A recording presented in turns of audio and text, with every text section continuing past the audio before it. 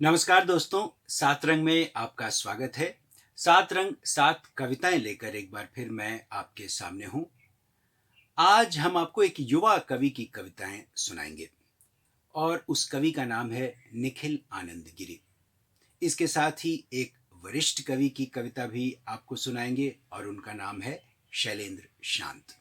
ये दोनों ही बहुत महत्वपूर्ण कवि आप कह सकते हैं आज के दौर में। शैलेंद्र शांत की कविताएं तो आपने पहले भी सुनी होंगी। उनके कई कविता संग्रह आ चुके हैं। वो जनसत्ता के स्थानीय संपादक थे कोलकाता में, और लंबे समय से वो कविताएं, कहानियां और पत्रकार के तौर पर उन्होंने ढेर सारे लेख लिखे हैं। शैलेंद्र शांत की हम 3 कविताएं सुनाएंगे, लेकिन जिस युवा कवि की बात आज हम कर रहे हैं उसका नाम है निखिल आनंद गिरी। निखिल का पहला कविता संग्रह आया है और उस कविता संग्रह का नाम है कि इस कविता में प्रेमिका भी आनी थी। बेशक नाम आपको कुछ अटपटा सा लग सकता है, लेकिन निखिल जिस मिजाज की कविताएं लिखते हैं और जिस तरह की भाषा शैली का इस्तेमाल करते हुए अपने आप को अभिव्यक्त करते हैं, वो बेशक आज के दौर में जो कविताएं लिखी जा रही हैं उससे काफ़ी हद तक अलग है।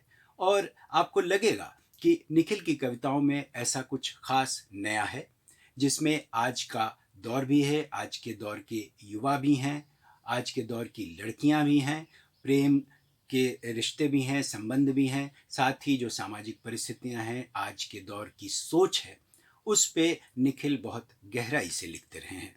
उनके इस कविता संग्रह से 4 कविताएं उन्होंने खुद सात रंग के लिए पढ़ी हैं। तो शुरू करते हैं निखिल आनंद गिरी से। सात रंग से जुड़ने वाले सभी साथियों को मेरा नमस्कार। सात रंग का शुक्रिया कि उन्होंने मुझे इस प्लेटफॉर्म पर आने का मौका दिया। मेरी पहली किताब इस कविता में प्रेमिका भी आनी थी, इस कविता संग्रह से, जो कि मेरा पहला काव्य संग्रह है, मैं कुछ कविताएं आप सबके लिए प्रस्तुत करना चाहता हूँ। पहली कविता है इच्छाओं का कोरस। ये इस संग्रह की पहली कविता है और शायद सबसे ताज़ा कविताओं में से भी एक। इच्छाओं का कोरस। मेरी भोली इच्छा थी कि अच्छा बनूं, मेरी भोली इच्छा थी कि अच्छा बनूं, मगर यह अंतिम इच्छा की तरह नहीं था। और भी इच्छाएं चलती रहीं साथ साथ। समोसे की इच्छा सतत बनी रही, मगर चटनी या आलू के बिना उन्हें पूरा करना असंभव था। दारू पीने की इच्छा जितनी रही, उसका एक अंश भी नहीं पिया मैंने अब तक। राजा बनने से अधिक उसकी आंखों में आंखें डालकर बात करने की इच्छा प्रबल रही। अमेरिका या यूरोप न सही, किसी ऐसे देश में जाने की इच्छा अवश्य रही जहां लोग हॉर्न की आवाज तक से चौंक जाते हैं, मगर उनका बुरा नसीब उन्हें युद्ध के टैंक की आवाजों से भर देता है। उन बच्चों से मिलने की इच्छा जिनका बचपन माँ बाप की लड़ाइयों में नष्ट हुआ। उन बच्चों से मिलने की इच्छा जिनका बचपन माँ बाप की लड़ाइयों में नष्ट हुआ या सिर्फ अस्पतालों में बीत गया। रोने से अधिक उन्हें चुप कराने की इच्छा। अनंत फिल्में देखी इच्छाओं से परे, तब भी मार धार की इच्छा नहीं, प्यार करने की इच्छा पर ही मन ठहरा। अनंत बार प्यार किया उन लड़कियों से जिनसे कभी मिले नहीं, मिलने की संभावना भी नहीं, जिनसे मिला जीवन में, कभी अभाव में या समाज के दबाव में। उनसे क्या अपेक्षा रखता, किसी बैंक खाते की तरह बना रहा रिश्ते में, भविष्य में काम आने का भ्रम लिए।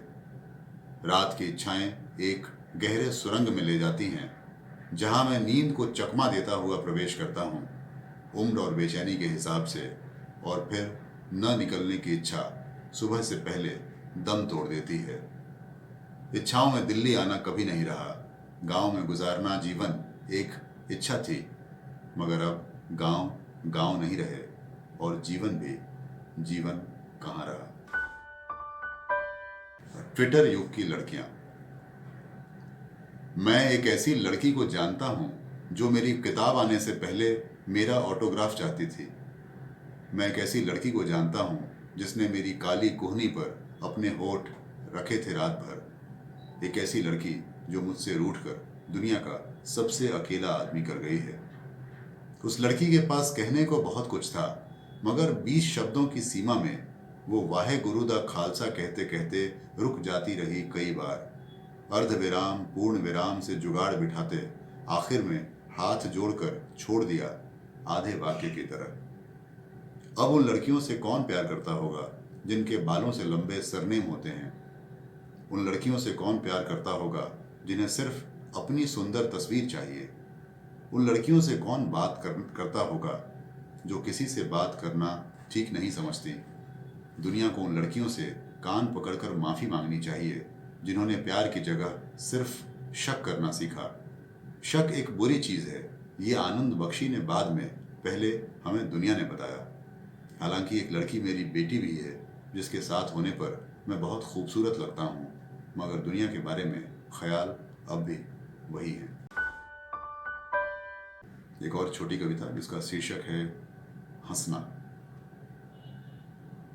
हंसना एक जरूरत हो तो ठीक, जैसे प्रेम में खोने के डर से हताश कोई बेचैनी से हंस पड़ता हो थोड़ा सा।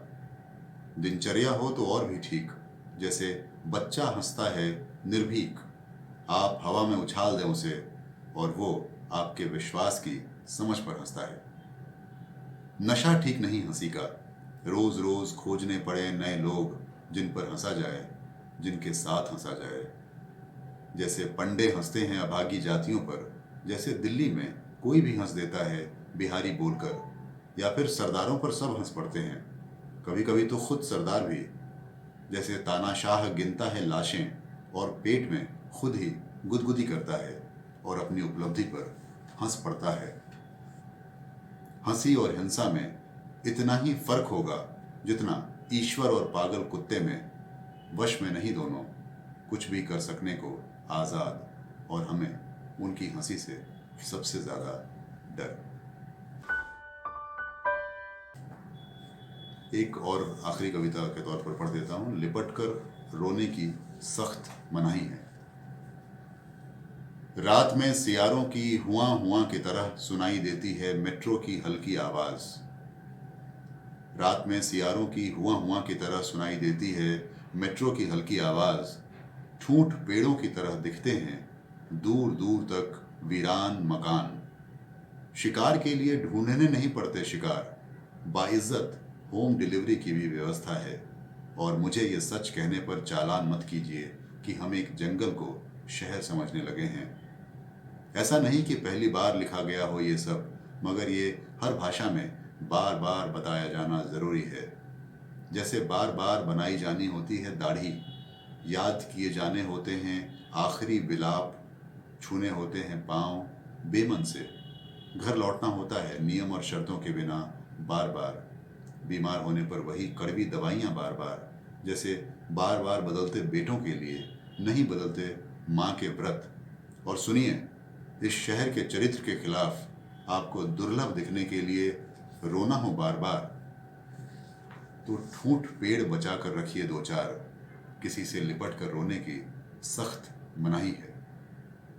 इस शहर में छपने वाले अमीर अखबारों के मुताबिक निहायती गरीब गंदे बेरोजगार गांवों से वेटिंग की टिकट लेने से पहले मुसाफिरों को खरीदने होते हैं शहर के सम्मान में अंग्रेजी के उपन्यास, गोरा होने की क्रीम, सूटकेस में तह लगे कपड़े और मीडियम साइज की जॉकी। हालांकि लंगोट के खिलाफ नहीं है ये शहर, और सभ्य साबित करने के लिए अभी शुरू नहीं हुआ भीतर तक झांकने का चलन। यहाँ हर दुकान में 100 रुपए की किताब मिलती है जिसमें लिखे हैं सभ्य दिखने के 100 तरीके। जैसे सभ्य लोग सीटियां नहीं बजाते, या फिर उनके घरों में बुझ जाती है लाइट 10 बजते बजते, या जैसे मोहल्ले की पुरानी औरतें कहती हैं अच्छे या सभ्य नहीं होते 47 वाले पंजाबी। बात बात पर आंदोलन के मूड में आ जाता है जो शहर, हमारे उसी शहर में थूकने की आज़ादी है कहीं भी। गालियां बकना नाश्ते से भी ज़रूरी है हर रोज़, और लड़कियों के लिए यहाँ भी दुपट्टा डालना ज़रूरी है जहाँ न बिजली जाती है कभी और न डर। जिनकी राजधानी होगी वो जाने, जिनकी राजधानी होगी वो जाने, किसी दिन तुम इस शहर आओ और कह दो कि मुझे सफाई पसंद है तो पूरे होशो हवास में सच कहता हूँ, डाल आऊँगा कूड़ेदान में सारा शहर। बहुत बहुत शुक्रिया। निखिल की कविताएं आपने सुनी। अब बात करते हैं शैलेंद्र शांत की कविताओं के बारे में और उनके संग्रह सुने तो कोई से हम 3 कविताएं आपको सुनाते हैं। पहली कविता तो इस जो किताब का शीर्षक है, यानी सुने तो कोई।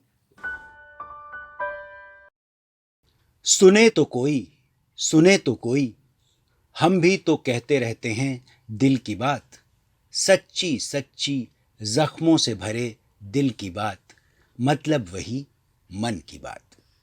सुने तो कोई, गुने तो कोई, दिल की बात यह कि वह घबराया सा रहता है, दिल की बात यह कि उसकी धड़कनें बेकाबू हो जाती हैं जब तब। कोई कहता है कि तुम हंसो, देखो कि कितनी मस्ती में है विकास की बयार, देखो कि हर तरफ 4G की बहार। पर दिल की बात यह कि दिल है कि मानता नहीं। मंदिरों के आसपास अब भी हाथ पसारे मिल जाते हैं अर्ध नंगे, बात बात पर हो रहे फसाद और दंगे। ट्रेनों में झाड़ू लगाते मिल जाते हैं नन्हे नन्हे भविष्य राष्ट्र के। बाजार जिस्मों के कम नहीं रहे, गुम रहा है गांव शहरों में कहीं। हादसे सड़कों पर बेशुमार हर दिन, घरों में झगड़े कुछ कम नहीं। दुकानें राशन की अब भी आबाद, खाली हाथों का समय यूं ही हो रहा बर्बाद। देख नहीं सकते तो सुन ही लो विकास पुरुषों। दूसरी कविता, किसी के कहे नहीं छोड़े जाते घर। कितनी आसानी से कह देते हो, कितने गुमान से मुंह फेर लेते हो कि जैसे मिल्कियत हो तुम्हारे बाप दादों की। न रिश्तों को समझते हो, न मोहब्बत न यारी, हर वक्त लिए फिरते हो तलवारें दुधारी। यह धरती, यह फिजा, यह हवा, यह पानी, उतना ही सबका जितना अपना समझते हो। किस मुंह से कहते हो कि वहां चले जाएं? बादशाहत तो कब की हो चुकी है दफन, फिर तुम हो कौन कि तुम्हारे कहे कोई कहीं चला जाए। रिश्ते इस तरह तो नहीं तोड़े जाते, घर किसी के कहने से नहीं छोड़े जाते। कैसे इंसान हो इतना भी नहीं समझते। शैलेंद्र शांत की जो तीसरी कविता है वो थोड़े दूसरे मिजाज की कविता है, ये भी सुनिए। कविता का शीर्षक है तुम फिर आना। अच्छा लगता है चहचहाना, फुदकना, फुर्र फुर्र उड़ना, तुम्हारा कुछ और सुकूनदाई, कितनी आजाद हो तुम चिड़िया। इंसानों के पांवों में कितनी बेड़ियां, संस्कारों रूढ़ियों पाखंडों के, हालांकि उनके पास होता है एक अदद दिल भी। और दिमाग तो लाजवाब, रचता है बहुत कुछ और विध्वंस भी बेहिसाब। बार बार बेझिझक तुम किसी का दिल तो नहीं दुखाती ना चिड़िया। ये इंसान तो अपनों पर भी चला लेते हैं खंजर, बहुत गहरे उतार देते हैं हंसते हंसते। पर छोड़ो उनकी बातों को, तुम फिर आना, जीने की कला बताना, बुझे हुए दिलों को थोड़ा बहलाना। तुम फिर आना। 7 रंग 7 कविताओं में फिलहाल इतना ही। अगले अंक में हम आपको फिर कुछ नए कवियों से मिलवाएंगे, कुछ कालजयी कवियों की भी बात करेंगे और आपके सामने 7 अलग अलग मिजाज की, अलग अलग रंग की कविताएं लेकर आएंगे। तब तक के लिए नमस्कार।